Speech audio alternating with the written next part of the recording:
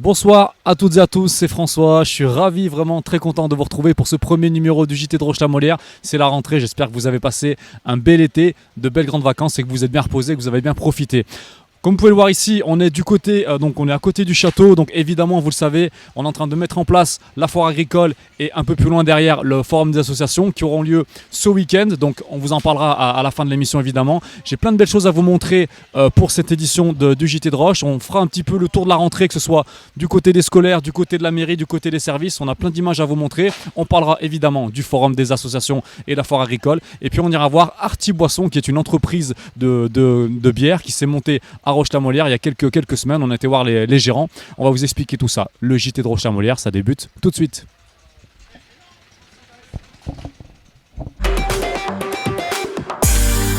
Jeudi matin, ce sont près de 670 écoliers qui ont effectué leur rentrée dans les différents établissements scolaires de la ville.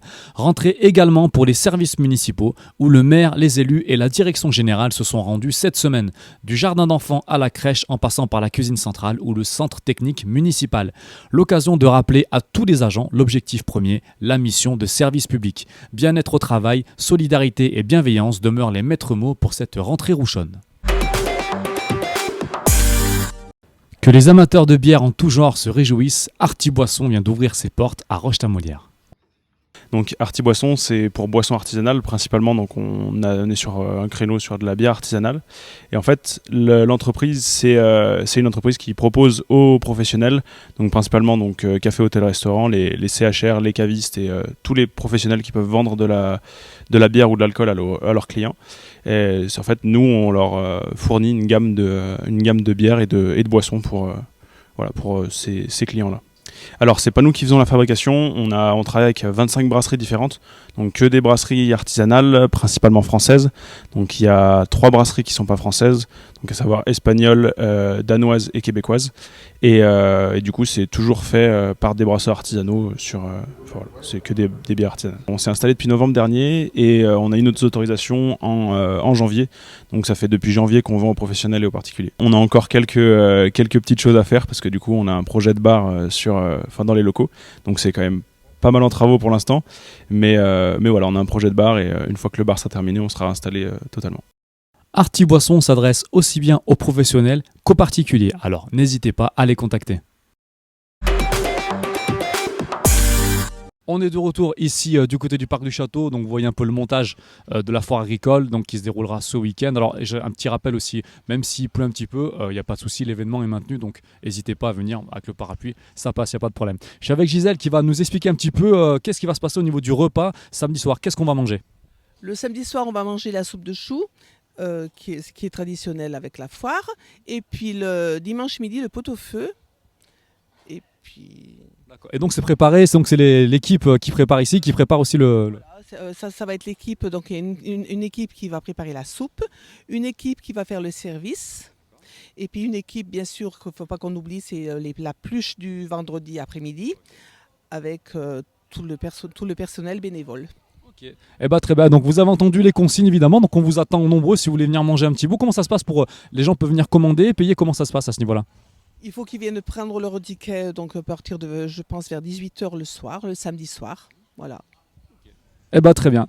Eh ben donc ouais, si vous avez envie de manger, en plus c'est fabriqué ici, c'est artisanal, c'est que des bons produits, du bio, tout ce que vous voulez. Donc voilà, comme vous voyez, ça va être préparé comme il faut. Donc si vous avez envie de manger des bonnes choses, vous faites comme Gisèle vous a dit. 2 événements ont lieu ce week-end, à commencer par le Forum des associations qui se déroulera dans la cour du château samedi de 14h à 18h et dimanche de 10h à 18h. Toutes les associations rouchonnes seront présentes dans des domaines aussi variés que le sport, la culture ou encore la solidarité. L'entrée est évidemment gratuite. La foire agricole qui aura lieu en même temps, on en parle tout de suite. Alors je suis encore du côté de l'installation de la foire agricole, je suis avec notre ami René Mounier. René, explique-nous un petit peu comment ça se passe au niveau des producteurs qui seront présents tout le week-end. Qu'est-ce qu'il va y avoir clairement? Il y aura beaucoup de producteurs, environ une quinzaine de producteurs qui seront présents. Des producteurs de fromage, de yaourt, des producteurs de viande, des producteurs des vendeurs de café, des vendeurs de tapenade, des vendeurs de, enfin, plein de choses, quoi, plein de choses à déguster tout le long du week-end. Voilà. C'est des producteurs du coin ou il y a des gens qui viennent un peu plus loin? Alors, la majorité des producteurs, ils sont du coin, mais il y en a l'autre, un qui vient de Toulon, par exemple, avec sa tapenade, un autre qui vient de Lyon avec ses produits lyonnais, ainsi de suite, voilà. Bon, et ben vous avez vu, il y a un choix très très large pour ce week-end, donc n'hésitez pas à venir.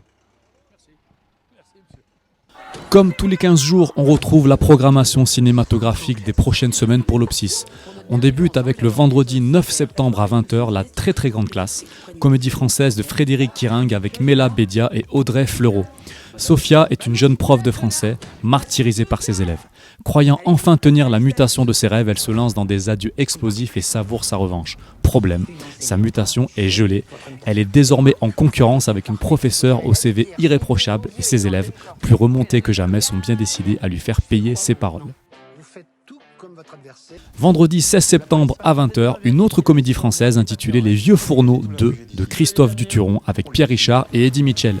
Pour venir en aide à des migrants qu'il cachait à Paris, Pierrot les conduit dans le sud-ouest chez Antoine, qui lui-même accueille déjà Mimile, en pleine reconquête amoureuse de Berthe. S'attendant à trouver à la campagne calme et volupté, les 6 réfugiés goûteront surtout à la légendaire hospitalité d'un village français. N'oubliez pas que vous pouvez réserver vos places de cinéma directement sur le site de la ville sur le www.roche-la-molière.fr, rubrique vie culturelle, cinéma Opsis. Naturellement qu'ils peuvent dormir ici, on va pas les laisser dehors.